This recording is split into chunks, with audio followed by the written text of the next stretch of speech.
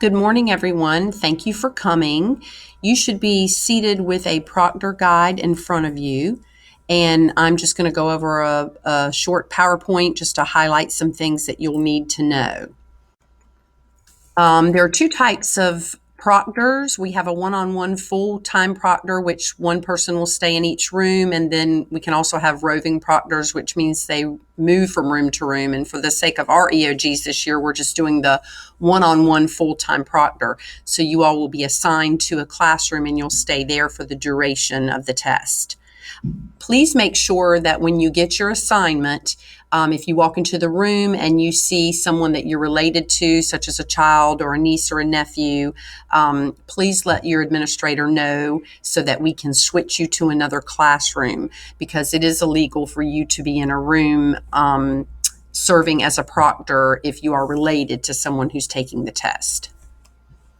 Some of your proctor responsibilities are that you have to attend a training session, which you're doing right now. And at the close of this, I'll get you to sign a sheet of paper saying that you did attend the training and that you do agree to carry out the described duties. And now we're going to go over the responsibilities that a proctor has. Make sure that you each read the Testing Code of Ethics, which is found at the back of your booklet, and it begins on page 10. And you can go and read that at the close of this little session. Following the Testing Code of Ethics helps ensure that testing is conducted in a fair and ethical manner in every classroom across the state.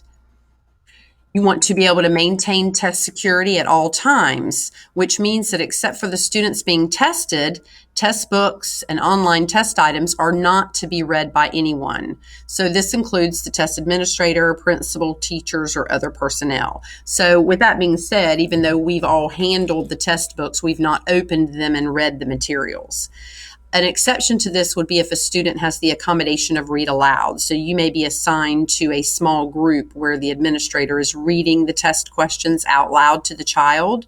That will be the first time that administrator has seen those test questions. School personnel and proctors must not discuss the contents of the test, nor discuss with each other or students any specific test items or information contained within the test. Discussing this information is a direct violation of the North Carolina Testing Code of Ethics.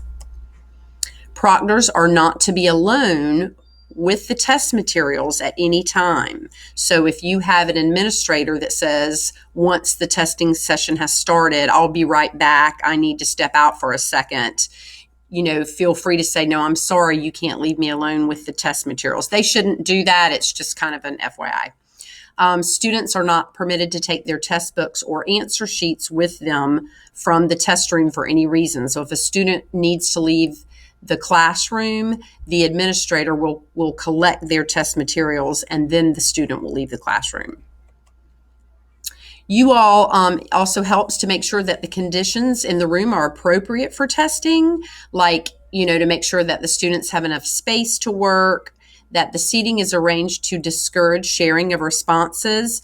And this shouldn't be an issue as our tests are color coordinated so that somebody with a blue test is not sitting next to another person with a blue test. There's 4 or 5 different tests and they're color coordinated. So as you're walking around the room, you can just kind of keep your eye on that and make sure that a green is not sitting next to a green. Students are not to have access to their personal belongings, even during break time. So they should not be getting into their desk and pulling out a book or a comb or anything.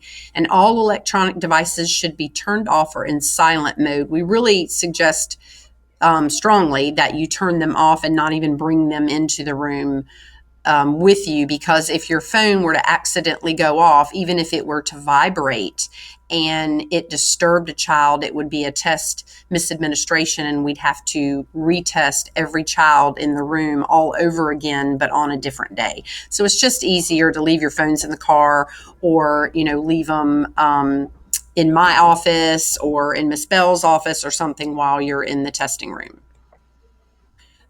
Students will be handled all testing materials by the test administrator. We stated before that you as a proctor will not have a time where you will put your hands on any testing materials.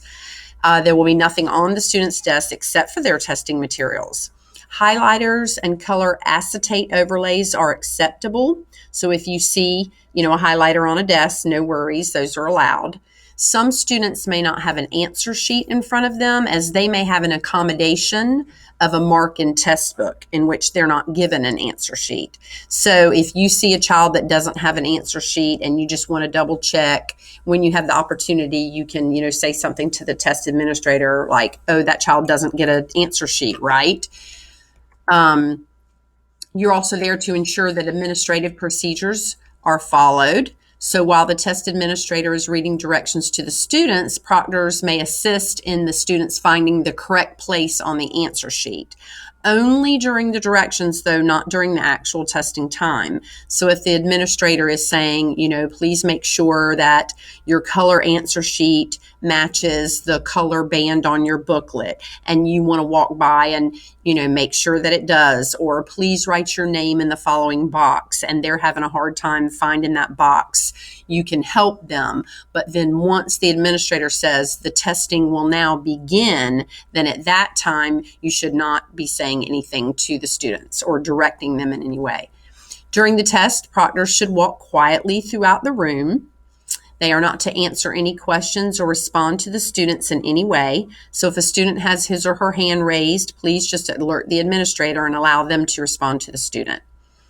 Please, while you're sitting, because it's not possible to stand and walk the room the entire time, as this would make the students uncomfortable. But when you do grab a seat, align your body so that you have a full view of the students and that they're visible at all times.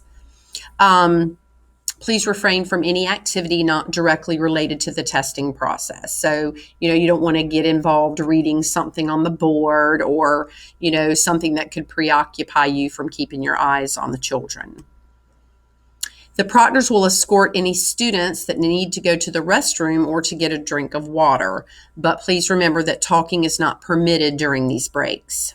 So the kids will raise their hand, and then the administrator will nod to you that it's okay to take them one at a time to the restroom. And then, of course, there may be another proctor taking another student. So feel free to remind the student when they go into the restroom that they're, talking is not permitted.